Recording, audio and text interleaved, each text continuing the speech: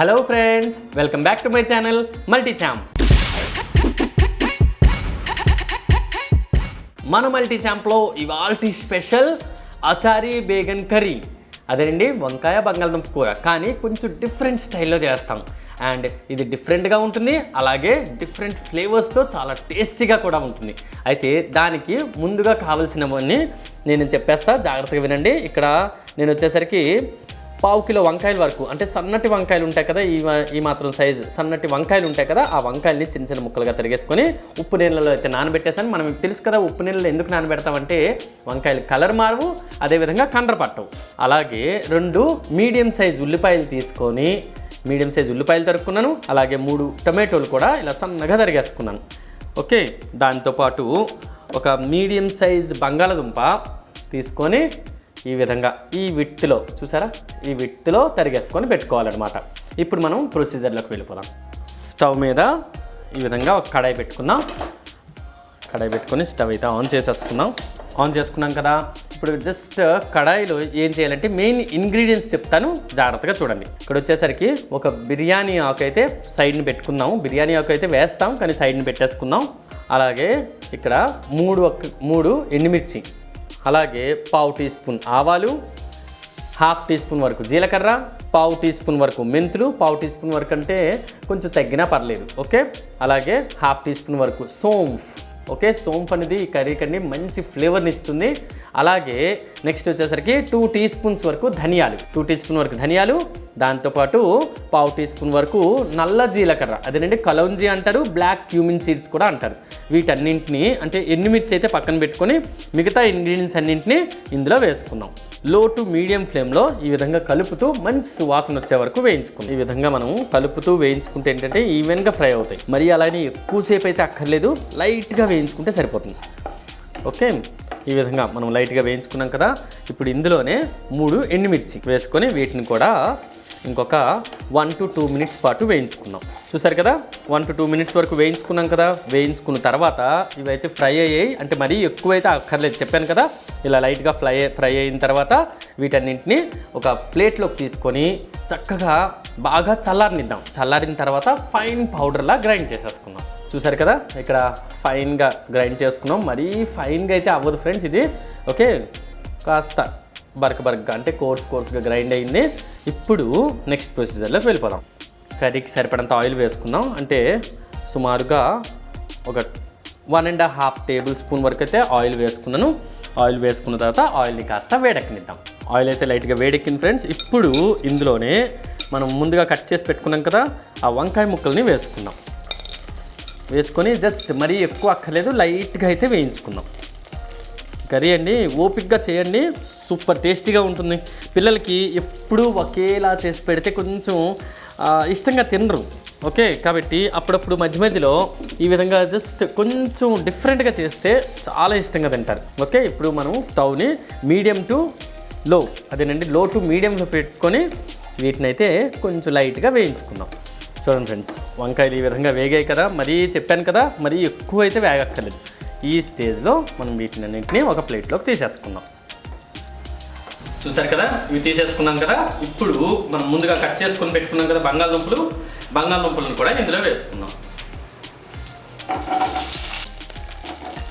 వేసుకొని వీటిని కూడా మంచి గోల్డెన్ కలర్ వచ్చే వరకు, ఓకే, పై పూత అనేది గోల్డెన్ కలర్ వచ్చే వరకు వేయించుకుందాం. ఫ్రెండ్స్ చూస్తున్నారా, మన బంగాళదుంపలు అయితే మంచి రంగు వస్తున్నాయి, అలాగే గుమగుమలాడుతున్నాయండి. బంగాళదుంపలు ఇలా ఫ్రై చేసుకుంటేనండి సూపర్ ఉంటాయండి అనుకోండి. అయితే మనం వేడివేడి కర్రీ రెడీ అవగానే ఆకలి వస్తుంది కదా, కాబట్టి నేను ఇంకోవైపు అన్నం కూడా పెట్టేసుకున్నాను. అత్యవసర అన్నం పెట్టుకున్నాను. ఓకే, అత్యవసర అన్నం కూడా పెట్టేసుకున్నాను. అన్నం కూడా రెడీ అయిపోద్ది, అలాగే కర్రీ కూడా రెడీ అయిపోతే వేడివేడిగా తినేసేయచ్చు. చూసారా, బంగాళదుంపలు అనేది ఫ్రై అయిపోయాయి కదా. ఇప్పుడు వీటిని కూడా అదే ప్లేట్లోకి తీసేసుకుందాం.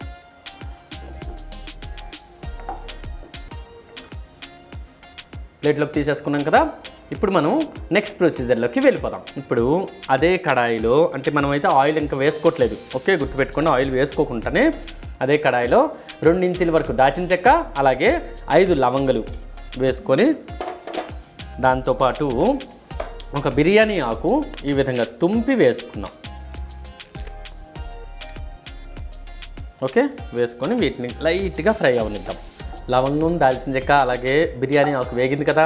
ఇప్పుడు ఇందులోనే ఒక 1/2 టీ స్పూన్ వరకు జీలకర్రను వేసుకుందాం. ఓకే, 1/2 టీ స్పూన్, మరీ ఎక్కువ అక్కర్లేదు ఫ్రెండ్స్, ఎందుకంటే ఆల్రెడీ అంటే మనం పొడి కొట్టుకున్న దాంట్లో జీలకర్ర వేసాం కదా. ఒక 1/2 టీ స్పూన్ జీలకర్ర వేసుకొని జీలకర్రని లైట్గా చిటపట్లాడిద్దాం. ఇలా వేగాయి కదా. ఇప్పుడు ఇందులోనే ఒక టీ స్పూన్ వరకు అల్లం వెల్లుల్లి పేస్ట్ వేసుకుందాం. ఓకే, 1 టీ స్పూన్ అయితే సరిపోతుంది ఫ్రెండ్స్. ఓకే, 1 టీ స్పూన్ వేసుకొని జస్ట్ ఈ విధంగా ఒక 30 సెకండ్స్ వేగనిద్దాం. ఇలా 30 సెకండ్స్ వేగిన తర్వాత ఇందులోనే మనం ముందుగా కట్ చేసి పెట్టుకున్నాం కదా ఉల్లిపాయలు, టొమాటోలు 2 ఒకసారి వేసుకున్నాం. వేసుకొని వీటిని కూడా చక్కగా మీడియం ఫ్లేమ్లో కలుపుతూ, ఉల్లిపాయలు లైట్ గోల్డెన్ కలర్ రావాలి, అదేవిధంగా టమాటోలు కూడా వేగిపోవాలి. ఆ విధంగా మనం వేయించేసుకున్నాం. ఒక 10 మినిట్స్ అయితే నేను లో టు మీడియం ఫ్లేమ్లో పెట్టుకొని వేయించుకున్నాను. చూద్దాం ఇప్పుడు. వావ్, చూసారా చక్కగా వేగిపోయింది. ఓకే, ఉల్లిపాయలు, టమాటోలు చక్కగా వేగిపోయాయి కదా. టేస్ట్కి సరిపడంత ఉప్పు,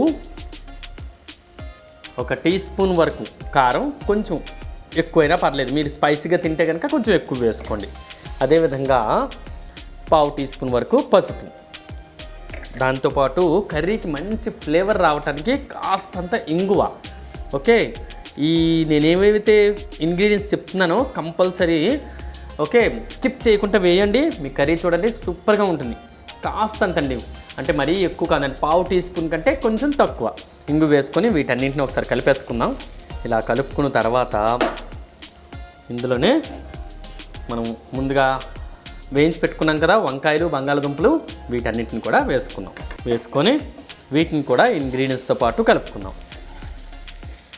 వెజిటబుల్స్ అన్నీ మునిగేంత వరకు వాటర్ పోసుకుందాం. మరీ ఎక్కువైతే అక్కర్లేదు, లైట్గా ఈ విధంగా వాటర్ పోసేసుకొని ఓకే ఒకసారి అయితే దీన్ని అంతటినీ కలుపుకుందాం. గుమగుమలాడుతుందండి కర్రీ. ఓకే, ఈ విధంగా కలుపుకున్నాక మూత పెట్టి మనం దీన్ని కాసేపు మగ్గనిద్దాం. అప్పుడు ఏంటంటే ఇంగ్రీడియంట్స్ అన్నీ ముక్కలకు పట్టుకొని అయితే భలే టేస్టీగా ఉంటాయనుకోండి. అలాగే మనం అన్నం కూడా రెడీ అయిపోయిందండి. స్టవ్ ఫ్లేమ్ని అయితే ఆఫ్ చేసేసుకున్నాను. అన్నం కూడా రెడీ అయిపోతుంది. కాసేపట్లో కర్రీ కూడా రెడీ అయిపోతే వేడివేడిగా వడ్డించేసుకొని తినేద్దాం. ఫ్రెండ్స్ 5 మినిట్స్ అయితే అలా మగ్గనిచ్చాం కదా. ఒకసారి మూత తీసి చూద్దాం. వావ్, చూసారా మంచి కలర్తో గుమగుమలాడుతూ చాలా బాగుంది. చూసారా ఎంత మంచి కలర్ వచ్చిందో. సూపర్ అంటే సూపర్ ఉంది ఫ్రెండ్స్. చూడటానికే అసలు మనసు పులకరిస్తుందన్నమాట కర్రీని చూసి. ఇప్పుడు మనం ముందుగా రెడీ చేసుకొని పెట్టుకున్నాం కదా మెయిన్ ఇంగ్రీడియంట్, అదేనండి మనం పొడి తయారు చేసి పెట్టుకున్నాం కదా, ఆ పొడిని కూడా ఇందులో వేసుకుందాం. అదేవిధంగా కాస్తంత కసూరి మేతి, ఈ విధంగా కాస్తంత కసూరి మేతి తీసుకొని జస్ట్ ఇలా ఓకే ఇలా అంటే మొత్తం పౌడర్లా అయిపోద్ది. ఆ కసూరి మేతిని కూడా ఇందులో వేసేసుకొని ఓకే వీటన్నింటినీ ఒకసారి కలిపేసుకుందాం. అప్పుడప్పుడు ఇలా కాస్త డిఫరెంట్గా చేయండి. ఇంట్లో వాళ్ళు హ్యాపీగా ఫీల్ అవుతారు, అదేవిధంగా పిల్లలు కూడా హ్యాపీగా తింటారు. ఓకే, ఇలా కలిపేసాం కదా. కలిపేసి స్టవ్ని లో ఫ్లేమ్లో పెట్టుకొని ఇంకొక 3 మినిట్స్ ఆ విధంగా మగ్గనిద్దాం. ఎందుకంటే మనం గరం మసాలా పొడి వేసాం కదా, ఆ పొడి కూడా ఇంగ్రీడియంట్స్ పట్టుకోవాలి కదా, కాబట్టి ఒక 3 మినిట్స్ మూత పెట్టుకొని మగ్గనిద్దాం. 2-3 మినిట్స్ అలాగే మగ్గనిచ్చాం కదా. ఇంకా మూత తీయకుండానే గుమగుమలాడుతుంది. వావ్, చాలా అంటే చాలా ఎక్సలెంట్ స్మెల్తో సూపర్ ఉందనుకోండి.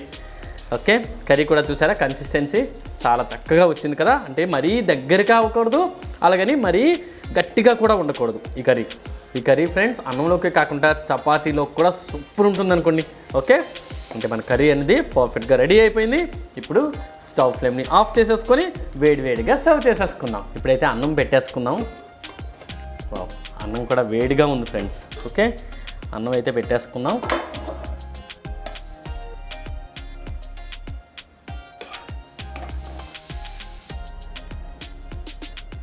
ఇలా కూర పెట్టుకునే ముందు ఒక్కసారి ఈ విధంగా కలిపేసుకొని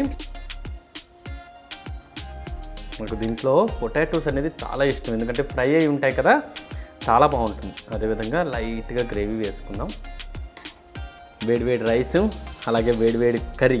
ఏదైనా వింటర్ సీజన్లో వేడివేడిగా తింటేనండి బాగుంటుంది. కాబట్టి ఒకసారి టేస్ట్ అయితే చూసి మీకు చెప్పేస్తాను. చాలా వేడిగా ఉంది.